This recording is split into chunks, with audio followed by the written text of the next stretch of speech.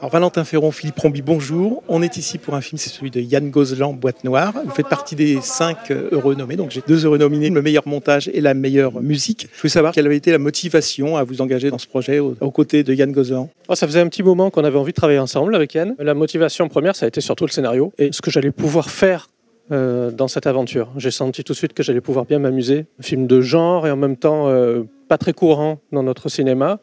Et donc c'était un axe où je pouvais encore créer des choses que je n'avais pas encore créées dans d'autres films, et c'est ça qui m'a motivé. Et pour le coup, quelle liberté vous donne Yann? Est-ce qu'il donne des directions très précises d'orientation de travail? Est-ce qu'il y avait... Non, pas d'une manière assez précise. On a parlé ensemble du climat du film, de direction, on va dire, esthétique un petit peu.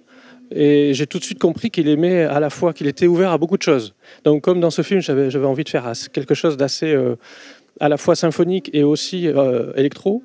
Un mélange de textures, de choses organiques et en même temps de tension. On a eu des références, on a parlé ensemble de certaines partitions, de choses qu'on aimait, et on est tombé très vite d'accord, et donc ça a été agréable. Il y a eu un attentat, t'es le premier à l'avoir entendu. Ce que j'ai entendu, c'est une putain de suite d'incohérences. T'es en train de te monter la tête. La vérité sur le crash, moi je la connais. Vous êtes allé trop loin. Valentin, comment vous êtes arrivé sur ce projet? Qu'est-ce qui vous a excité, motivé? Moi, j'avais déjà monté son film d'avant qui était Burnout. Et c'est vrai que ça s'est très très bien passé. Je pense que c'était une vraie rencontre de cinéma. Et j'aime beaucoup le fait que Yann fasse que des films de genre. Du coup, ça, c'est quelque chose qui me plaît beaucoup. Et donc, c'était assez naturel qu'il me propose Boîte Noire. Moi, je me suis pas posé la question longtemps parce qu'on était déjà, on va dire, un binôme. Et on avait déjà des habitudes de travail.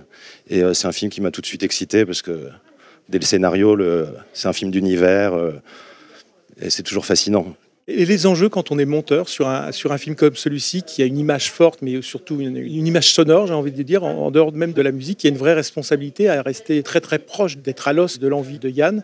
Comment vous avez travaillé au montage? Est-ce que vous avez travaillé conjointement? Est-ce qu'il était là présent? J'ai fait une première version pendant le tournage, qu'on appelle un ours, et je viens d'apprendre récemment qu'aux États-Unis, ils appellent ça un monstre. Je trouve que ça représente bien les choses, parce que souvent, ça met un peu tout le monde en dépression de voir ça. C'est une sorte de bout à bout qui demande déjà beaucoup de travail, parce que le tournage a été long, c'était 10 semaines, je crois, donc j'avais à peu près 10 semaines de montage. Après, Yann est venu en montage, a vu le monstre, on a continué à bosser dessus, à le rendre plus monstrueux pendant quelques semaines, et puis après, on en a fait une belle personne. Et avec Yann, oui, Yann est très présent en montage une fois qu'il arrive. C'est quelqu'un qui est très, très pointilleux, très obsessionnel, et je pense que c'est des qualités que doit avoir un monteur. Donc en fait, on était un peu un monstre à 2 têtes en salle de montage avec 2 obsessionnels compulsifs pointilleux. Philippe, les enjeux, j'imagine qu'ils sont très différents de Valentin. Et comment vous avez envisagé ça avec Yann? Est-ce que vous avez travaillé aussi avec le son, avec l'ambiance sonore du film, ou est-ce que c'était complètement décorrélé? Non, on a travaillé avec le son, puisqu'il y a des séquences qui sont quasiment hybrides entre la musique et le son. Il y a plusieurs strates, on va dire, dans la musique. Il y a une musique un peu organique. Par exemple, l'ouverture de la boîte noire, c'est quelque chose qui est de l'ordre de presque comme une créature qu'on dissèque. Et donc il y a des bruits de souffle, des bruits de battement de cœur que j'ai fait moi, du coup, que j'ai donné après au monteur son, qui lui a habillé une autre partie du spectre sonore. Donc il y a une vraie harmonie entre notre travail et d'autres séquences comme tout ce qui est dans on va dire la perdition de l'avion. Quand on voit les passagers, on ne voit pas vraiment le crash de l'extérieur et on le vit à travers les passagers. Donc là, il y a tout un travail de musique atonale, de texture, de choses qui sont des techniques d'écriture contemporaine d'orchestre, mêlées même à des voix, des chœurs dissonants, des choses presque mystiques et qui s'imbriquent dans le son aussi du cockpit. Donc il y a vraiment une vraie harmonie, même si on retrouve des passages musicaux totalement musicaux avec un orchestre, un thème à la fin qui devient plus dramatique ou plus lyrique sur la scène finale. Mais non, ça a été un travail passionnant parce que, comme je vous dis, il y a plusieurs strates et le montage de Valentin a été précieux parce que ça a été un travail de confiné, je peux vous dire. Oui, j'ai reçu les 8 bobines 4 jours avant le confinement. Le premier.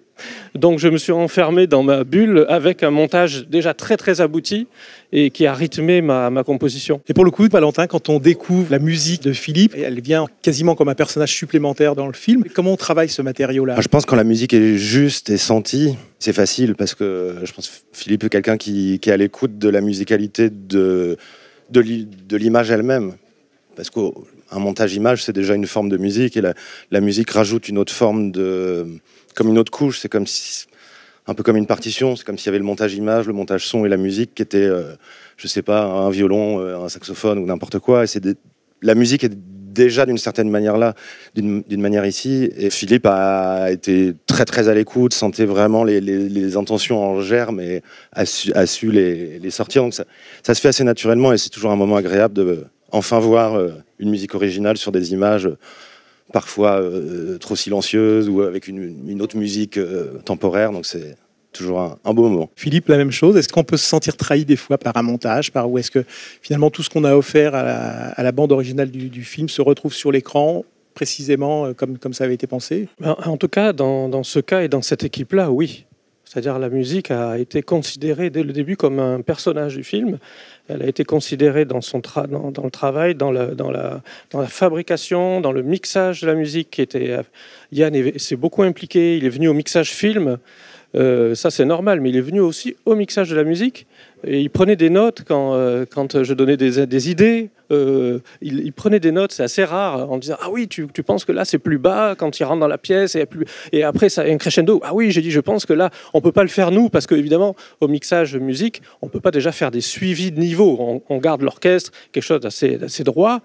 Et la musique est orchestrée pour aller avec les personnages, les voix, les dialogues, etc. Et évidemment, elle est composée pour qu'on n'ait pas besoin de faire ça avec le fader toutes les 3 secondes. Mais il y a quand même un suivi qui est naturel à faire. Et Yann et le monteur son, Nicolas, tout le monde était très attaché à mener à bien tout ce travail. Et c'était très agréable pour un compositeur.